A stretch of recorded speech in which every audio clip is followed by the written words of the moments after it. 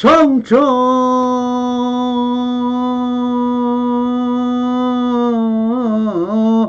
성조하니 찾아 통시라 수처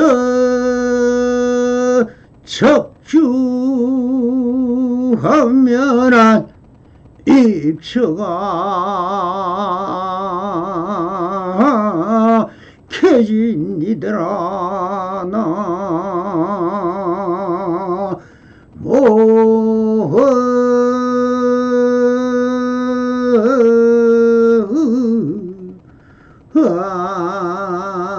아이미 다볼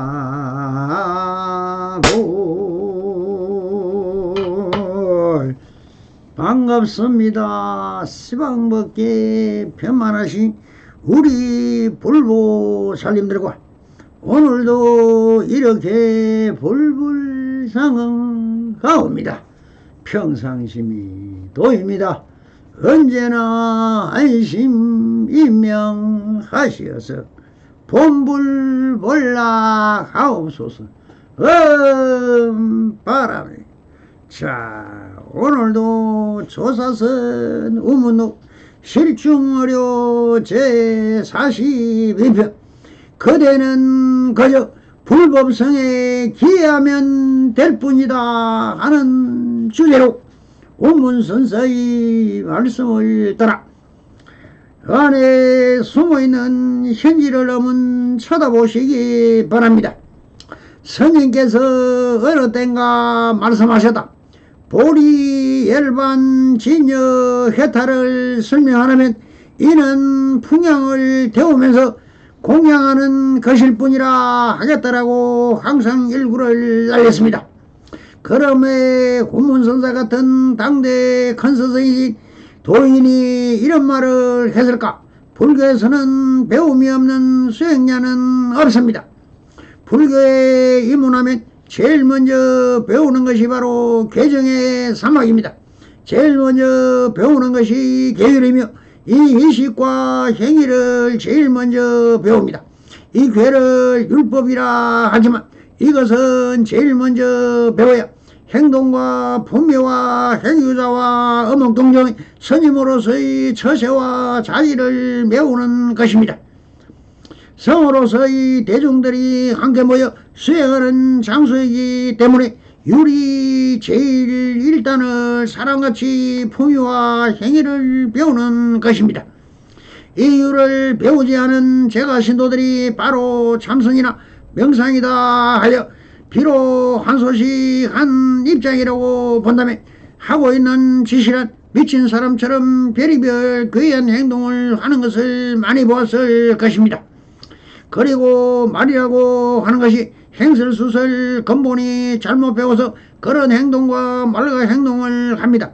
그래서 제일 먼저 계를 배우고 그리고 나서 경전 공부를 배우는 것입니다. 경전을 모르면 불교의 용어나 불교에서 사용하는 문자나 문맥을 모르기 때문에 동물적 본성으로 자기 스스로 공이다, 허무다, 아무것도 없다, 삶도 없다 등 단멸적 행동을 하는 사람은 너무나 많습니다. 이것은 경전 공부를 안 해본 사람은 마음 공부를 아무리 해도 괴상하고 희한한 공상, 망상, 회상, 괴상에 시달려 사실 공부가 아니라 미친 사람으로 변해감을 너무나 많이 보아집니다. 이렇게 단계적으로 정신적인 방법으로 대중생활을 한 수행자와 홀로 하신 선지식은 너무 다른 면을 자주 보게 됩니다. 강원에서 경전 공부를 하고 나서 선원에서 참선 수행을 배운 사람은 수행하기도 쉽게 배우고 빠른 방법으로 개정의 사막을 배우는 경우도 있지만 제가 수행자는 사실 그렇게 배워서 행하기는 쉽지 않으니 지금 운문선서의 이 말씀을 평상심시 도를 설파하시고 있는 것입니다. 보리열반 진여 해탈을 설명하려면 이라고 하신 것은 보리는 반야지혜이고 열반은 모든 것에서 벗어난 어디에도 걸리지 않는 자유로움이고 진여는 진실예상한 열의 자연의 법칙을 따름을 말하는 것이고 해탈은 모든 법과 나라는 모든 상을 벗어난 정신적인 형상에 얽매이지 않는 있는 그대로를 누리고 펼치는 자체를 말하는 것이지만 이렇게 설명을 해보아야 상대는 그런 마음의 안목이 없는 사람에게는 아무런 말도 행동도 통하지 않기 때문에 굳이 이렇게 저렇게 설명해보아야 수행의 척도에 따라 알아차리지 못한다는 말씀을 하고 있는 것입니다. 붙여서 이어지는 말씀이 이는 풍향을 태우면서 공양하는 것일 뿐이라고 하겠다. 여기서 풍향은 단풍나무인데 향기가 많이 나는 향같은 나무를 말하는데 이것을 태워 밥을 지어 공양하는 것일 뿐이라고 하겠다라고 하셔. 공양을 올리는 일이나 공양을 먹는 일이나 그 모든 과정이 수행의 사실 수행이요 도인 것이라고 하십니다. 여기에서 선언이나 사함에서 스님들의 계율 역시 다 수행의 단계를 배워 익혀야만 행해지는 것이다. 성가에서는 공양에 대하여 육법 공양에 대하여 좀 더 알아보고 공양의 진정한 의미를 알아두어야 할 것 같다. 육법 공양에 대하여 공부 좀 하고 들어가겠습니다. 육법 공양과 청정한 제자, 부처님께서는 불가로 이룬 청정한 비구니의 공양만 받으신다. 부처님께서는 아무리 부른다고 해도 가시는 것이 아니다. 육법 공양은 부처님이 모신 상달에 향, 등, 꽃, 과일, 차, 쌀 등의 6가지 공양물을 올리는 중요한 의식으로 이러한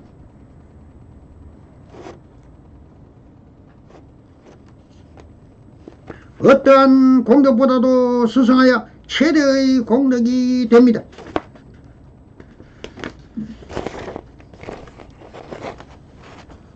여섯 공양물 중 향은 해탈향이라고 해서 해탈을 의미한다. 자신을 태워 주위를 맑게 함으로 희생을 뜻하기도 하고 화합한 공덕을 나타내기도 한다. 등은 반야단이라고 하여 지혜와 휴식, 광명, 찬탄을 의미한다. 꽃은 만행화로서 꽃을 피우기 위하여 인고의 세월을 견딘다고 해서 수행을 뜻하며 자음, 찬탄을 의미한다. 과일은 과일과 깨달음을 나타낸다. 차는 감노다라고 해서 부처의 법문에 만족스럽고 청량하다는 것을 의미한다. 마지막으로 살은 선열미라고 하여 기쁨과 환희를 나타낸다. 육법 공양이란 향, 등, 꽃, 과일, 차, 살의 6가지 공양물을 말한다.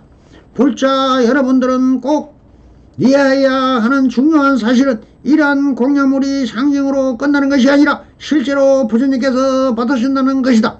경전에서 부처님 법신불이 아니라 절대적인 능력을 지닌 초월적 인격체인 곧 원만보신불께서 공양드리는 공덕은 무한하다고 기록되어 있다. 대성경전에도 볼 수 있는 그 어떠한 공덕보다 진짜 부처님인 보신불에게 드리는 공덕은 수승하다.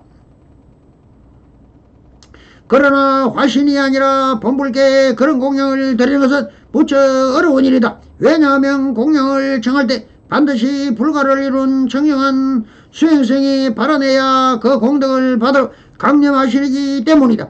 여기서 말하는 부처님은 물론 보신 개념으로 이해해 주시기 바란다.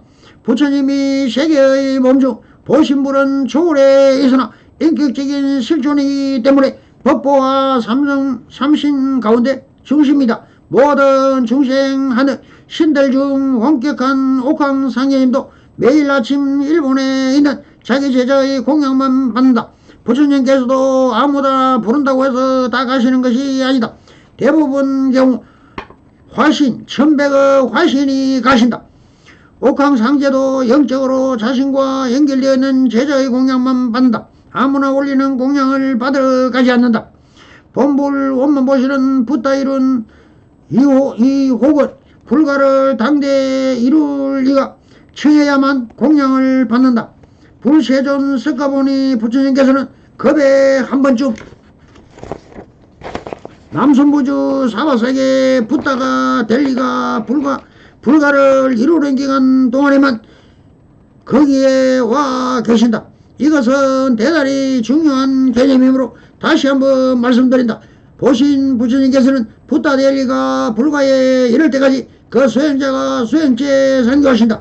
부처님 가시는 곳에 곧 좌우 부처가 바늘과 실처럼 동행하여 모신다. 언제나 문수부에 두 보살님이 함께 하신다는 말이다.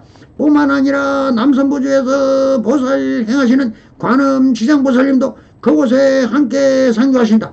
그리고 모든 붓다는 어머니이신 준재보살도 와 계시게 된다. 불가를 이룰 수행자의 건강을 보살펴 주실 약사 부처님께도 와 계신다.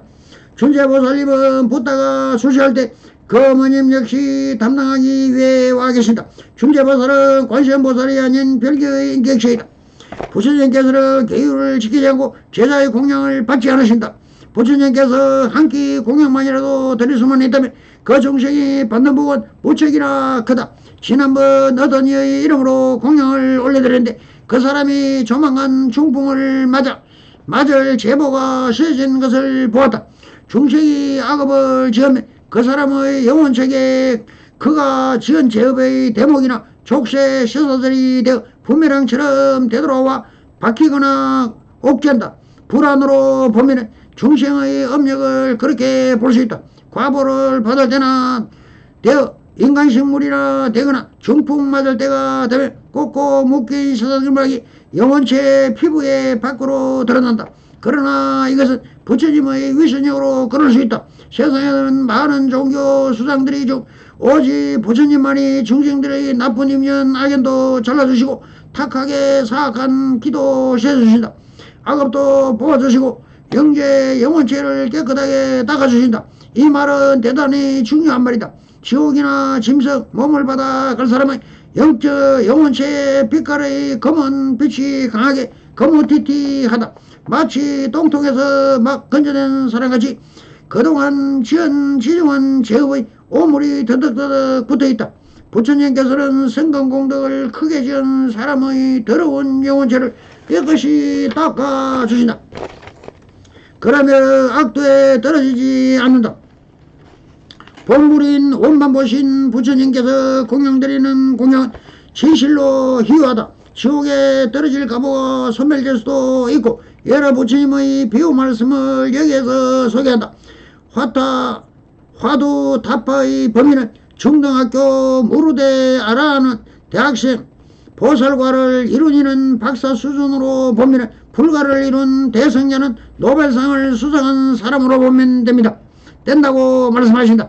상계 지존의 부처님께 노벨상 제정 후 이후 모든 노벨상 수상자를 합친 것 이상 훨씬 이상으로 본다. 이에 비유한 확실한 것이므로 꼭 기억해 둘 필요가 있다. 부처님은 위대하시고 희유하신 상계 지존이시다. 중생은 다갑생의 지연죄의 때문에 죄업을 지옥으로 가고 갚지 못한 빚 때문에 축생몸을 받은 것이다.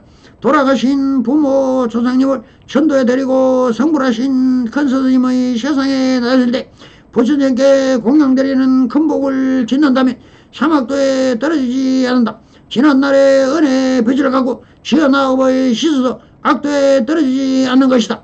당대 붓다 이룰 큰 스님 회상의 대작불사에 크게 시주하는 이는 다음 생 혹은 세세생생 정법의 큰 기쁨을 만나 윤회에서 벗어나 해탈을 이룰 수 있다. 다갑생에 지은 지중한 업장을 쉬고 과거생의 빚을 갚는 일이다. 인격적 실존이신 보신 부처님께서 공양을 올리는 것은 과거에 지은 죄와 업장이 소멸되는 공덕이 된다.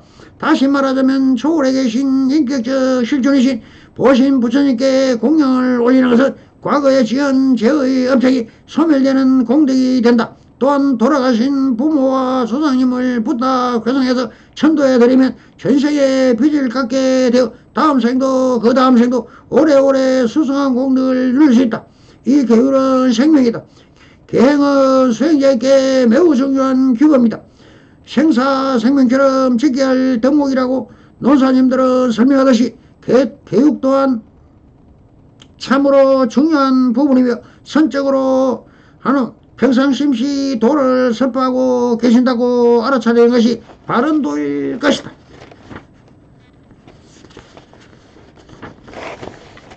다음으로 후문서는 이렇게 말씀을 이어가십니다. 만일 불조를 설명하려면 황숙향을 태워 공양을 하는 것일 뿐이라고 하겠다고 하시오. 말씀도 위와 똑같은 말씀으로 받아들이는 것이 바르게 비추어보는 안목일 것입니다.